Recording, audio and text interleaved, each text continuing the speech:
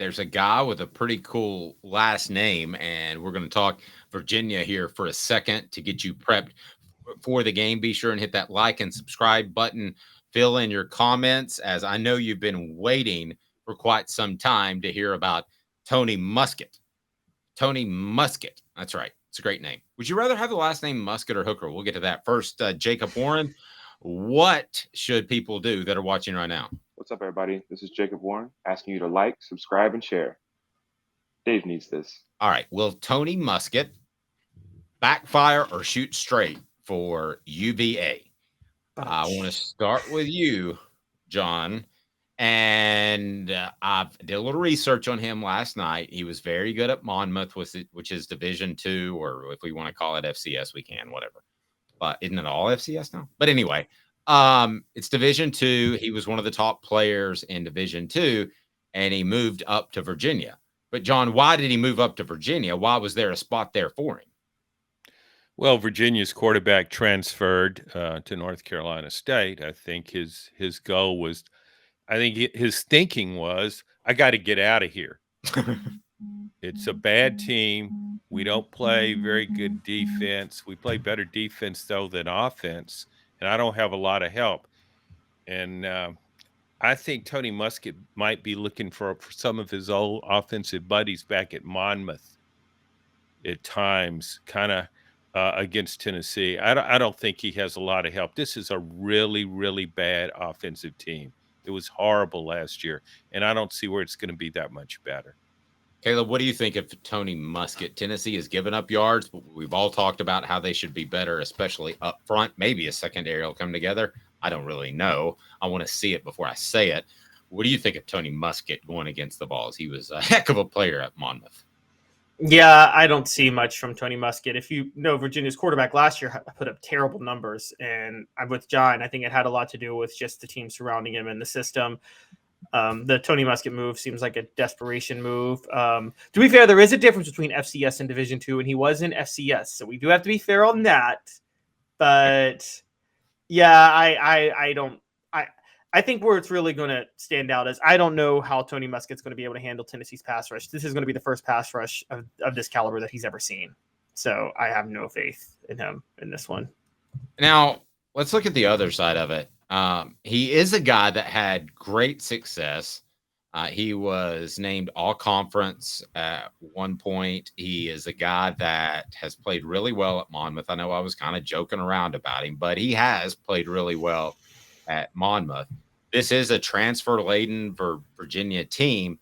I think the question is, Tony Elliott, the head coach, is he ready to take in transfers and make them immediately fit in? Sometimes we just say naturally that a guy transfers, he's going to be great, but I don't think it's that easy. I really don't. And I think you're seeing it with Dante Thornton, who I don't believe is going to be a bigger impact player than Squirrel White. And they're not all going to pan out. Joe Milton at one point didn't pan out. That's my bigger question is with the transfers they have, is Tony Elliott an astute enough coach to be able to handle that, John? And he may have turned down the Tennessee job. He says he did, but I'm not so sure that he's ready to overhaul a roster year in and year out. That sounds like a difficult challenge.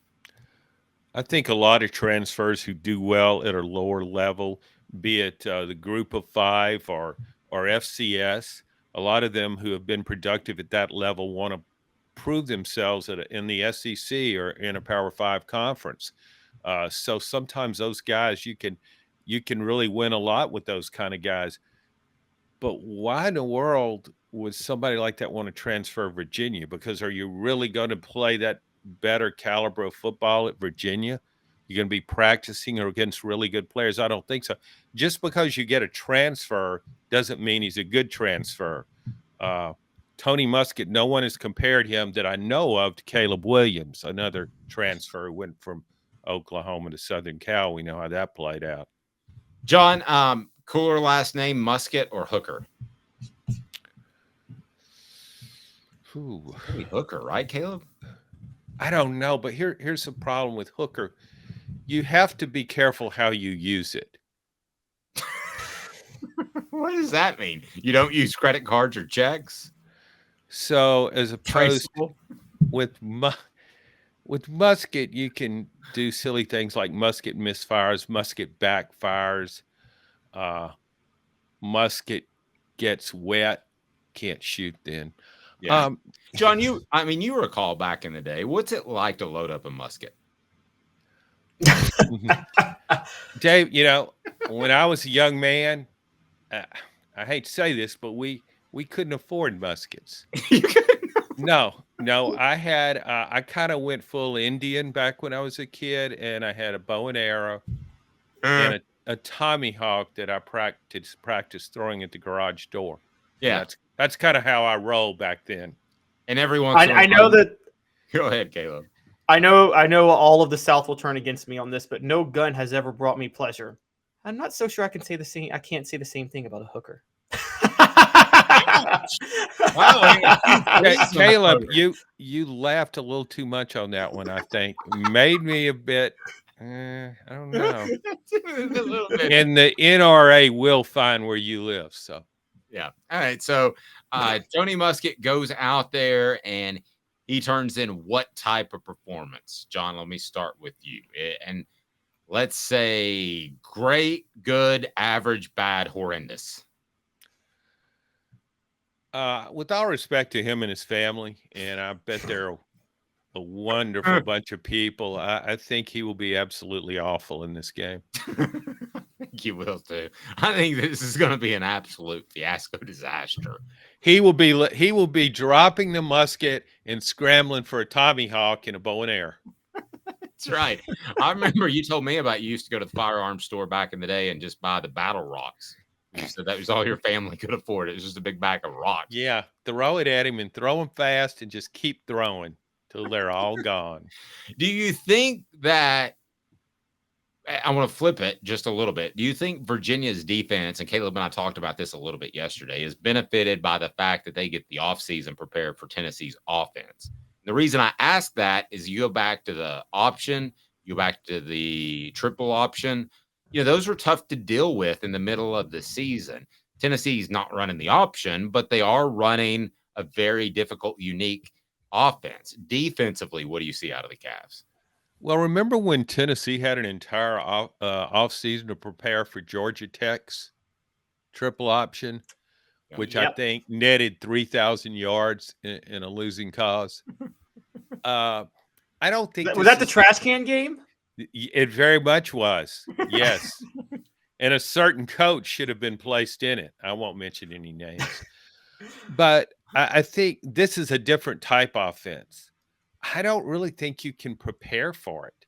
I mean, you can see what Tennessee does, but it's the speed at which you have to play, and you just can't duplicate that in practice. So I think that will be Virginia. It doesn't matter. You could have given Virginia 3 years to prepare for this offense, and it would still be in trouble on Saturday, I think. So do you think Tony Elliott comes into this game and he's more concerned about Tennessee's offense or what Muskett's going to do? I think he's probably more concerned about his job. Ouch. Do you think Danny White might hire him? Well, if they have an administrative post open, that's possible. I can't read Danny's mind, but Bud Ford over there, he's not doing anything. Who? They got Bud Ford over there. He's not doing anything. They could take his job. I think Muskett will be below average. I'm not going to say absolutely horrible, but Caleb, what would you say? I'm actually going to go absolutely horrible. I'm with John. And I mean, mainly because, you pulled up some of his stats. I know he had over 200 yards rushing last year, but he's not that good of a runner. No, he's not. No. And so what is he going to do when Tim Banks dials up these blitz packages that he likes to dial up throughout the game? I mean, Tony Muskett is not going to have any chance. I mean, I would be able to, I've never touched a gun, and I'd be able to reload a musket before he gets rid of the ball. He needs to be running for that rock pile and start chucking those things. You know what I think of? It's weird how this popped into my head. Remember last year when Will Levis was injured for Kentucky and they brought in the backup? From September to November. He was dealing with some issues, Dave. I mean, anybody can break down. He's playing down. the preseason like he's still injured, by the way. I'm sorry. I just got an email. You got Caleb, who's a big Titans fan, so you just touched a nerve. Well, I just got an email about how I can interview him about how he's preparing for the NFL. No thanks on that one. But go back to, I can't remember the young man's name, and I'm sure he's a fine person, but he came in as backup to Will Levis, and I watched him play. And that's who I think of when you say Tony Muskett. I mean, he just really looked overwhelmed out there. Or maybe another guy, Jack Miller, that started for Florida against Oregon State. You're really going back. I don't know anybody in the earth that watches as much college football as John, which is why we love him on the program. I was fascinated by that game, that bowl game. It was one of my favorite bowl games because I didn't think any team could be that bad offensively. I kind of like Oregon State and its coach. And how about a shout out to Joey Matthews, who I was, that's out of left field, Sevier County, who I was told the reason he didn't have a better career is because they wanted to get everybody ready in 98 and it's full contact on the quarterbacks. And it pretty much broke his confidence 2 weeks in the spring camp. He later became a member of the FBI. Then I think he's a great individual. So I'm not going to say anything. I don't know. I saw him come. I saw him start the year in 2000. Was it ever a confidence thing with him, or just the worst arm in the history of Tennessee quarterbacks? I think Dave was right. I think it was more confidence than anything else. Yeah, Fred White said that they beat the Ever Living Fire out of T because there were no non-contact jerseys, and he said it probably was very, very bad for Matthews' career.